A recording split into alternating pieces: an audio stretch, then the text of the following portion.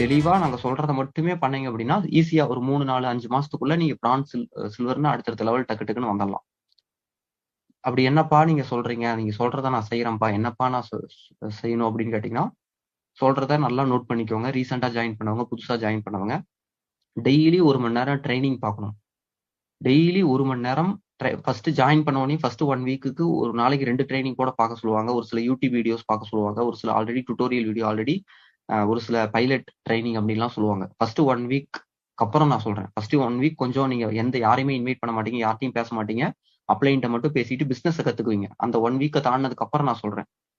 அந்த 1 வீக் அப்புறம் life time daily 1 மணி நேரம் ட்ரைனிங் பார்க்கணும். 1 மணி நேரம் ட்ரைனிங் பார்க்கறதே 1 மணி நேரம் ஒர்க். இதை ஏன் பண்ணணும், இதை ஏன் பார்க்கணும், இதை பார்க்காம பண்ண முடியாதெல்லாம் யோசிக்காதீங்க, ரிசர்ச் பண்ணாதீங்க. சொன்னா செய்யணும். காசு வேணும்னா பண்ணுங்க.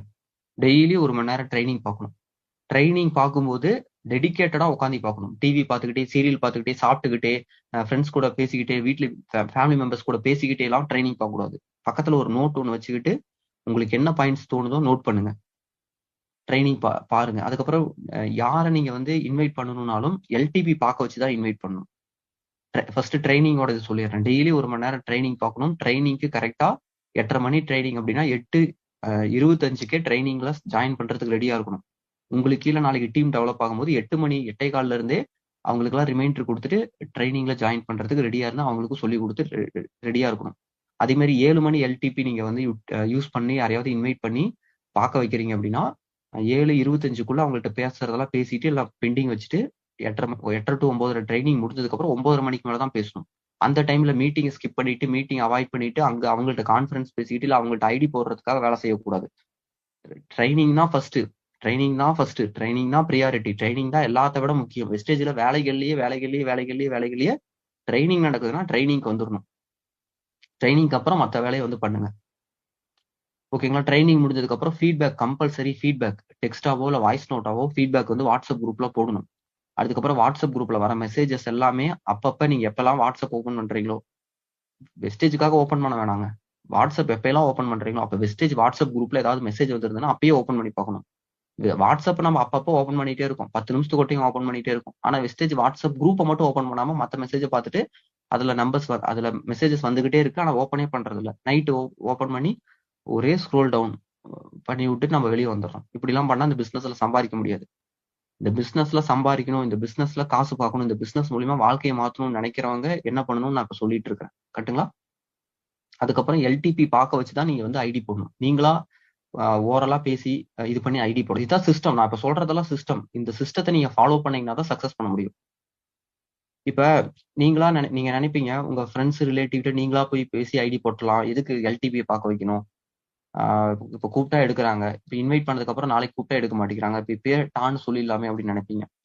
இப்ப நீங்க எல்டிபி பார்த்ததுனாலதான் இந்த பிசினஸ் பண்ணணும்னு ஒரு எண்ணம் வந்துருக்கு. நம்ம இங்க யாரையுமே வந்து ப்ராடக்ட்ஸ் வந்து சேல்ஸ் பண்ணுங்கன்னு சொல்லல. ப்ராடக்ட்ஸ் நம்ம இங்க சேல்ஸ் பண்ணல. நம்ம வீட்டுக்கு தேவையான பொருளை தான் வாங்குறோம்.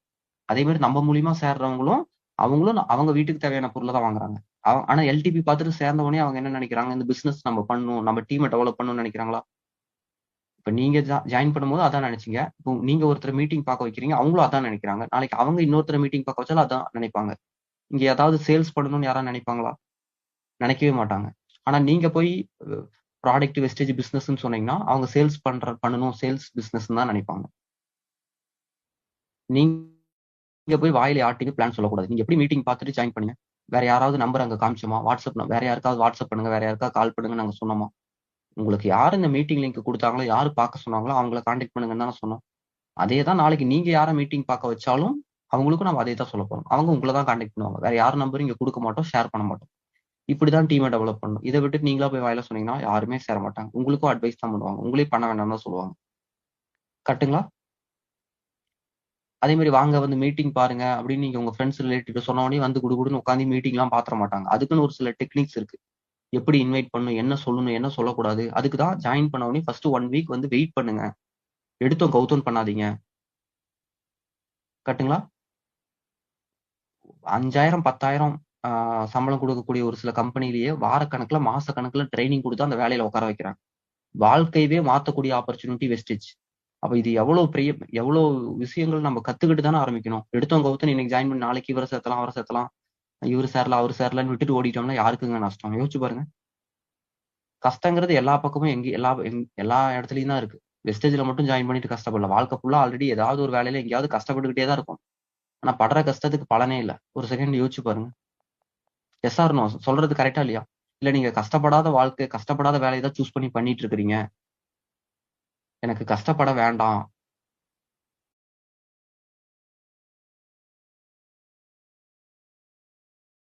கஷ்டமே இல்லாத, நோகாம நான் வந்து சம்பாரிக்கணும். அது இன்கம் கம்மியா வந்தாலும் பரவால்ல. 10,000 5,000 வந்தாலும் பரவால்ல. நான் நோகாம தான் சம்பாரிக்கணும்னு யாராவது இருக்கீங்கன்னா, வெஸ்டேஜ் பண்ணாதீங்க.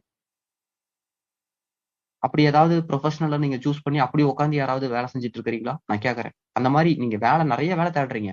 நீங்க வேலை தேடுறதுல சம்பளம் எனக்கு நல்ல சம்பளம் வரணும்னு நெனைக்கிறீங்களா? இல்ல நோகாம சம்பாரிக்கணும்னு நெனைக்கிறீங்களா? நான் கேட்கறேன். இன்கம் வேணும். லைஃப் மாறணும். கஷ்டப்படுற இதுல இருந்து வெளிய வரணும். காம்ப்ரமைஸ்ட் வாழ்க்கையில இருந்து வெளிய வரணும். பட்ஜெட் போட்டு கணக்கு பார்த்து வாழ்ற வாழ்க்கையில இருந்து வெளிய வரணும். கஷ்டப்பட்டாலும் பரவால்ல. எனக்கு வருமானம் வேணும். Yes or no?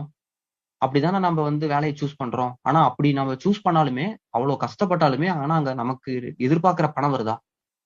நம்ம எதிர்பார்க்கிறத விட, நினைக்கிறத விட அதிகமா கஷ்டப்படுறோம். ஆனா அதுக்கேத்த வருமானம் வெளிய எங்கேயுமே இல்ல. அதே நாள் தான், அதே 24 மணி நேரம் தான், அதே வேலை தான், அதே மனுஷன் தான் இங்க. இங்கேயும் நம்ம கஷ்டப்படுறோம். ஆனா அதுக்கேத்த பலன் இங்க இருக்கு. கரெக்ட்டுங்களா? அதனால வந்து இங்க சொல்ற விஷயத்த ஸ்ட்ரிக்ட்டா ஃபாலோ பண்ணுங்க.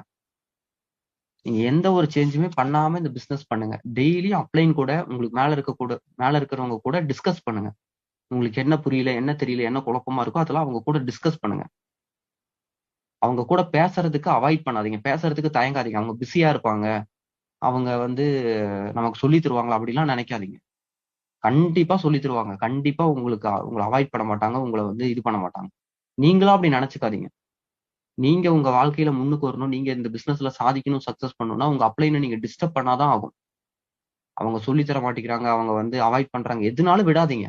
புடிச்சு புடிச்சு டார்ச்சர் பண்ணி எப்படியாவது ஒண்ணு பண்ணி நீங்க உங்களுக்கு என்ன வேணுமோ, உங்களுக்கு என்ன தெரியணுமோ, நீங்க என்ன தெரிஞ்சுக்கணுமோ, அதெல்லாம் கத்துக்கிட்டு நீங்க வேலைய ஆரம்பிங்க.